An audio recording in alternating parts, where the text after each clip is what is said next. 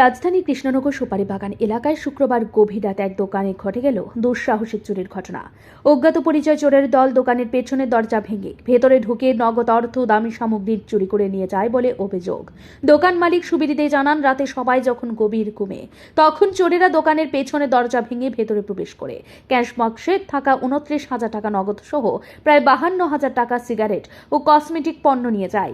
শনিবার সকালে দোকান খুলতেই সবকিছু লণ্ডভণ্ড অবস্থায় দেখে হতবাক হয়ে যান দোকান মালিক। চুরির ঘটনা বুঝে তিনি পশ্চিম থানায় অভিযোগ দায়ের করেন।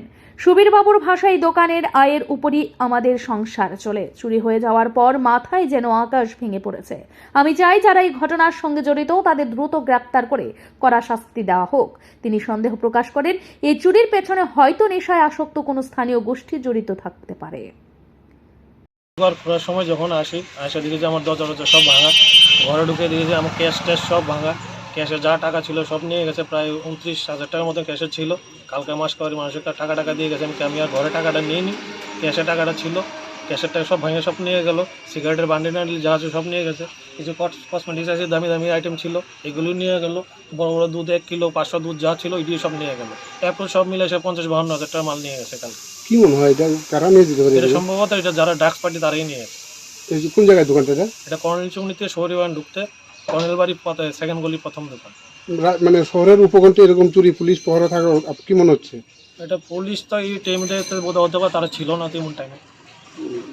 এমনিতে এই বিপরে কি জানানো হয়েছে পুলিশকে জানানো হয়েছে। সকালবেলায় যখন চুরিটা হয়েছে পুলিশকে লগে ইনফরমেশন দেওয়া হয়েছে।